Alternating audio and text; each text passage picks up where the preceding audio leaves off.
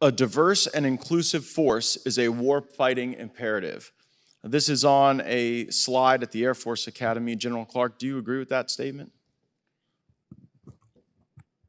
I do agree with that statement, sir. So, I mean, were the Mongols diverse? Well, sir, I'm not really as versed on Mongol warfighting as I am on U.S. warfighting. Were the Vikings diverse? Again, sir, I'm looking at our country, the most diverse country in the world. Sure, but this is about a warfighting imperative. How about the force in Ukraine? Are the Ukrainians fighting the Russians a diverse force?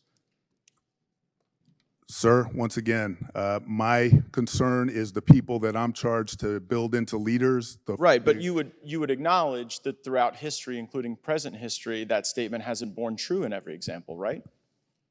Sir, what I would say is that those countries have to rely on the full force of their population to build a war-fighting force to win our wars, and that's why it's important for us to be diverse, because our nation... So let's look at the population that actually makes up the fighting force frequently. Now, we have more men than women, right? 70-30-ish?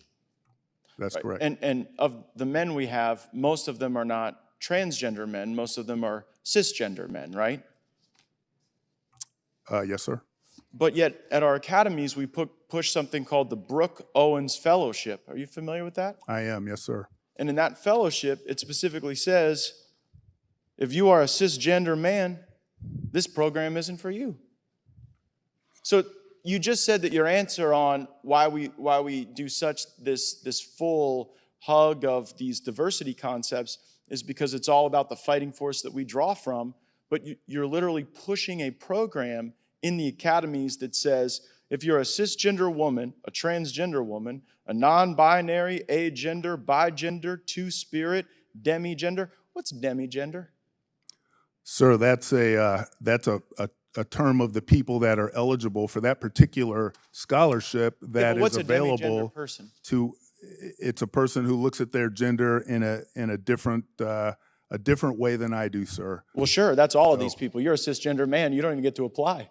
Well, do you know what demigender really means? I'm not really sure, sir. Right. So do you know what agender means? All one word, not a space gender, but agender. Sir, I don't. Right. So here we are pushing a fellowship, calling for people that you don't even know what the words mean. And the number one group of people, the cisgender men, are excluded.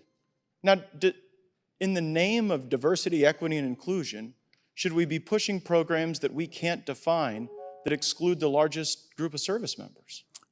Well, sir, first, that program is not an Air Force Academy program. It's a program open to our entire country. Right, so but you guys advocate for it within the academy. We allow our cadets to apply for it.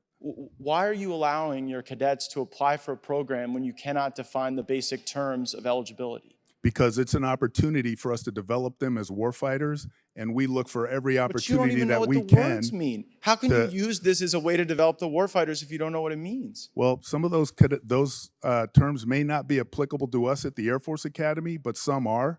But if you don't know what they mean, it's hard to tell if they're applicable or not. So I think one of the reasons why some of this stuff has gotten into the academies is because we don't have the same oversight from the Board of Visitors. And, Mr. Chairman, I seek unanimous consent to enter into the record an article from the Washington Examiner entitled, "To Push Woke Ideology, Biden Illegally Gutted Military Academy Oversight Boards." And so in this piece, it goes through a timeline where on September 8th, 2021, all of President Trump's appointees were fired. On September 17th, Secretary Austin created Board of Visitors subcommittees, and then he populated those subcommittees with people who weren't on the Board of Visitors. Have you ever seen that happen before? Sir, our Board of Visitors is populated and supports us in great fashion. Right. So. What about the subcommittee? Are there people on the Board of Visitors subcommittees who are not on the Board of Visitors? I can't answer that, sir. Seems like something we ought to know. Yes, sir. I'm not sure. Right, but that would be odd, right? I mean, let me ask the question this way. You don't have any basis to disagree with the reporting here in the Washington Examiner that literally we have people who are not on the Board of Visitors who are serving on these subcommittees. You have no basis to disagree with that, do you? Sir, I'm not exactly sure the question you're asking, so I'll have to take that for record so I can understand what you're Look forward to exactly what future you're rounds, I asking. hope. Thank you, Mr. Chairman. Representative Escobar.